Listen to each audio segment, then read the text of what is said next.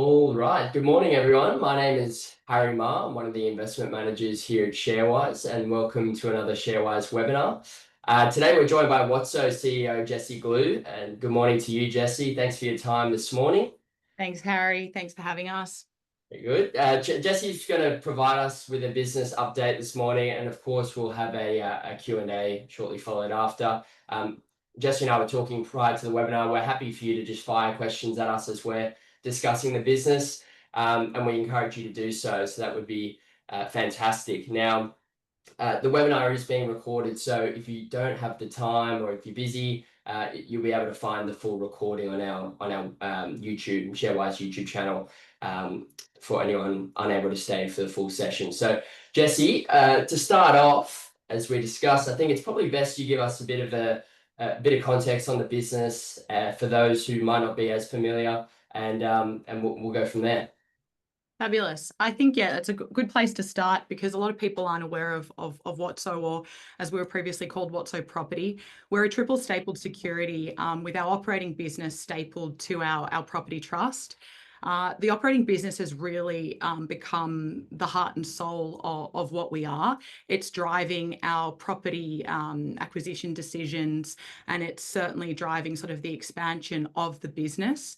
We see real potential in the flex space market. We've got a huge addressable market here in Australia and also where we've gone overseas in New Zealand. We won't be expanding outside of Australia and New Zealand. We really know our market here and we know where flex is needed. Where I think from a property perspective, we're certainly seeing, particularly in the suburbs and the regions, which is where WOTSO is focused, we're seeing us be able to drive really good returns to the property through flexible space. Give an example. We owned a property we still own the property in Canberra in a suburb called Dixon. It was a 7,000 square metre property leased to Telstra. And Telstra exited the building 5 years early. They paid a lease termination fee, and we, are left with a vacant asset at that point. We've converted that entire building into a flex space where we've got over 400 members. They can flex up and down from a 2-person office up to a 50-person office. But the real outcome has seen us be able to generate higher returns for that property than we were able to with Telstra in there. So we've really, I guess, in our view, we've made that asset a more resilient asset, a less risky asset, because we've got lots of different tenants across multiple different industries. And yeah, we're really proud of what we've done there, and that's sort of directing the narrative across a lot of our other properties. Okay. Yeah, fantastic. And as you said, the focus is on flexible space. What was the reason behind the move from WOTSO Property to just WOTSO itself? Yeah, I think, this one was a discussion around our board table. We were wanting people to focus on the operating business, sorry, and we felt our name wasn't encouraging of that. So we decided to drop the property and just be WOTSO. And from a strategic perspective, we think it helps align people thinking about the flex space operating business being backed by, a 260 million of property. Yeah. Okay. Now, I've got a question on competitors. Now, when I think of flexible space, I think of like a WeWork. Yeah. How does WOTSO differentiate itself from competitors in terms of service? Location's obviously a big one, and community engagement as well. I think WeWork's, I'll just touch on WeWork because I think WeWork did the flex industry, it got what flex was out, what co-working is out in the market. It really pushed that industry forward. But at the same time, its failure, I suppose, has meant that people have lost trust in co-working, in flex, and, that those business models can actually return, decent profits. And I think I often talk to Servcorp and Regis, which have been around for, sort of over 40 years. Those are the businesses that, we look to and learn from. WeWork is a great business in terms of building community and vibe, and we look to that business for that, for those components. From a WOTSO perspective, we differentiate ourselves by being suburban and regional focused. We aren't looking at the CBDs where a lot of our competitors would go. So WeWork really focused on the CBDs. We are focused on the suburbs and regions. We feel that People are looking for a place to work that is close to home, not from home. And we are totally month to month. We have no deposits, bonds, or lock-in contracts. So from a I guess from a member perspective, there's no barrier to entry. So if you're looking to scale your business, you can try at WOTSO for a month, but then you can exit a month later. Our spaces all look different, and we do that because we want to appeal to the local market. Each local market is different, and they've got different demands. And to the piece around being local, we feel that by putting these spaces in local areas, we're adding to the sustainability of those areas. So our members shop at the local coffee shop, they go to the local gym, they use the local childcare centre, and where we can, where we're acquiring properties, we try to create a vertically integrated asset where all of that might go on in our own property. So I guess that's what we feel sets us aside from other flex space operators. Yeah, yeah, okay. And then you said you're separate to a REIT as well, right? Yeah. Because REITs have their own sort of common metrics attached to them. If WOTSO isn't a REIT, what are the metrics you guys are looking at that people, investors should be focusing on? Yeah, it's an interesting one for us. I guess there isn't a lot of precedent out there on what to report on with Flex.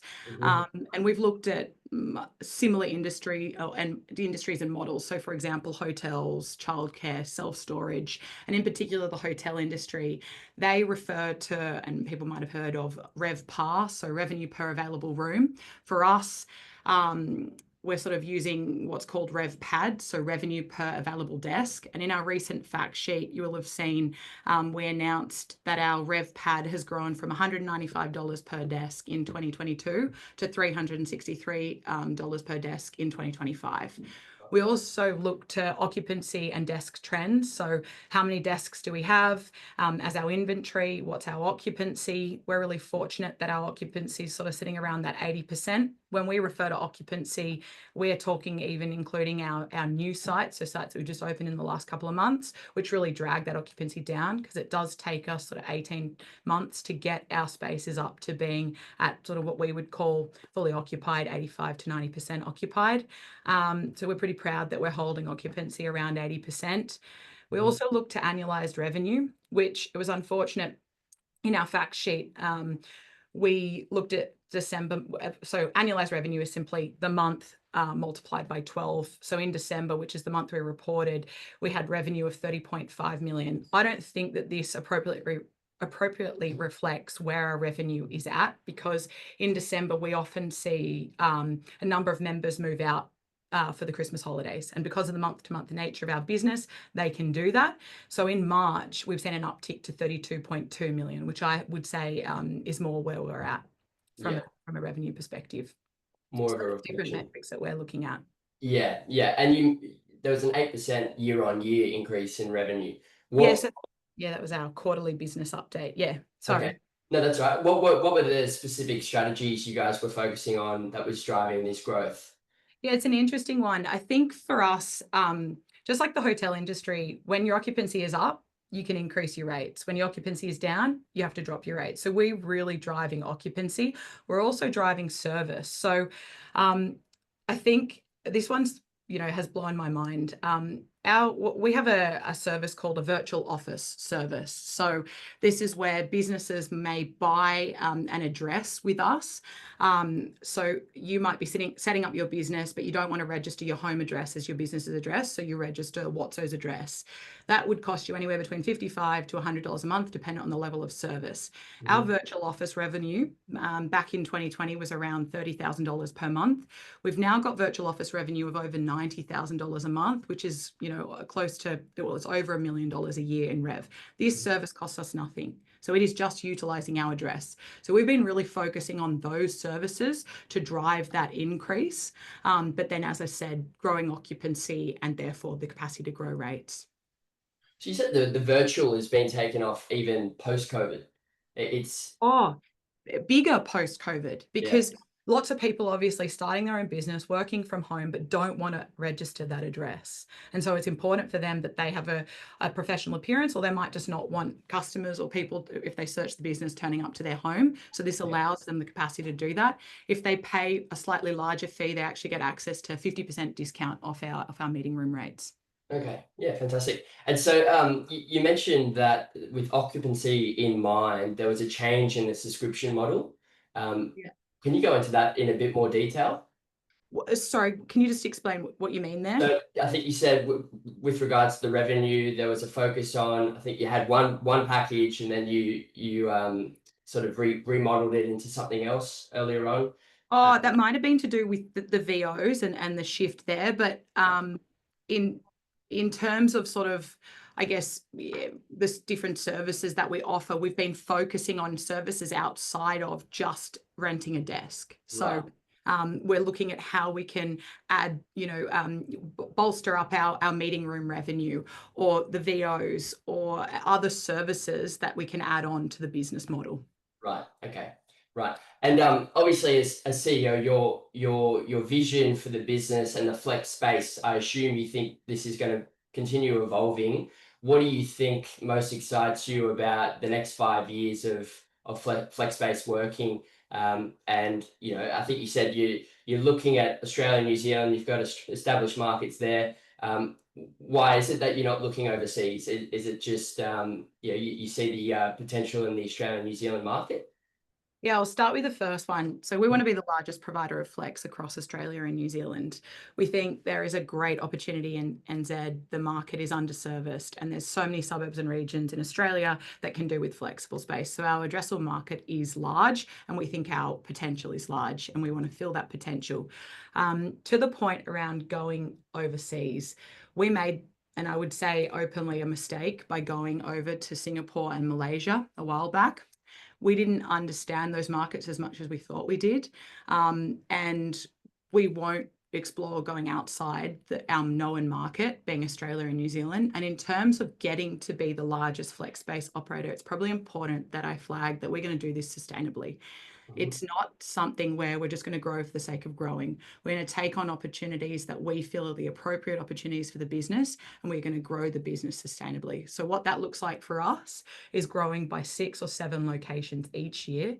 And as obviously we sort of get larger and larger, we can probably facilitate more locations than that.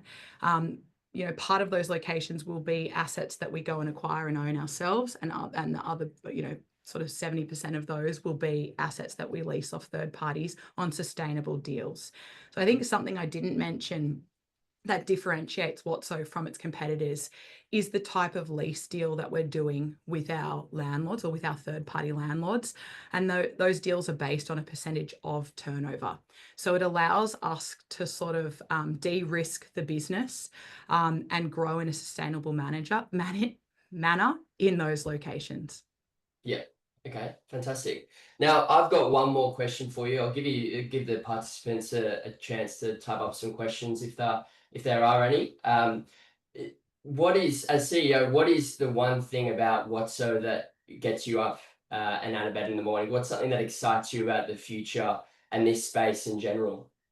I think that every day is different. And that this business is about people. We used to have a property portfolio, tangible assets, that it was just property. This business is about people. It's about our team, our growing team, but also it's about all the members and our purpose of providing flex space locally, and the number of businesses that we're helping by putting these spaces near to where they live on terms that allow them to grow and contract as they need. I love that stuff. Our team loves that stuff. And, we just want to continue providing that kind of space across Australia and New Zealand, and are super excited to do so. Yeah, fantastic. Great. Well, I don't see any questions coming through, but I think we've covered a lot already. So, Jesse, thanks for your time again this morning. And yeah, we'll definitely be keeping an eye on WOTSO and the future, and obviously the growth aspect of the business and the whole industry. By the sounds of it, it's not something I'm overly familiar with. We've got a nice office here in Milsons Point. I know you're in Neutral Bay, just around the corner, but yeah, I'm very eager to see how this space develops going forward. Yeah, you might have to come and try Flex Space, Harry. I think so. I think so. All right, Jesse. Well, thank you Thanks. so much, and we'll have to get you on for a webinar in the future. That'd be great. Thanks very much. Thank you. Bye. Bye.